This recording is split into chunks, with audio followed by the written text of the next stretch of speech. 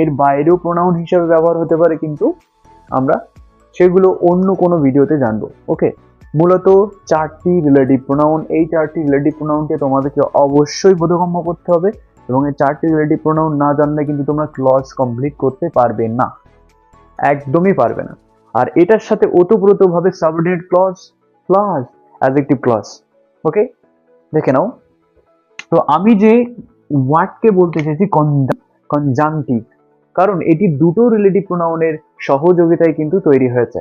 তো দেখো, এই দুটো রিলেটিভ প্রোনাউন কি, একটা আমি প্রথমে লিখেছি কি দ্যাট, এবং এরপরে কি লিখেছি হুইচ। এই দুটো প্রোনাউন মিলে কিন্তু আমাদের একটা এক্সপ্রেস করে, সেটা হচ্ছে কি আমাদের হোয়াট। আমি আশা করি তোমরা কনজাংটিভ প্রোনাউন যে ওয়ার্ডকে বলা হয়, কেন বলা হয় এই ওয়ার্ডকে কনজাংটিভ বলার কারণ হচ্ছে এখানে দুটি সিঙ্গেল রিলেটিভ প্রোনাউনকে নিয়ে কিন্তু তৈরি হয়েছে একটা কনজাংটিভ প্রোনাউন। ওকে, তাহলে অবশ্যই এর একটা উদাহরণ দিতে হবে তোমাদের। তো দেখে নাও, I know that,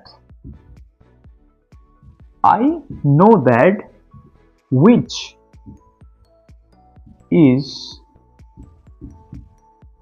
known to me. I know that which is known to me. তো দেখো ফ্রেন্ডস, এখানে কিন্তু আমি প্রথমে দ্যাট লিখেছি, তারপরে which।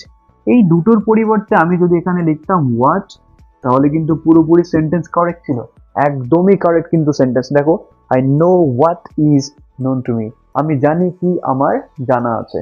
ওকে, তাহলে এখানে তোমাদের পুরো বিষয়টি পরিষ্কার হয়ে গেল।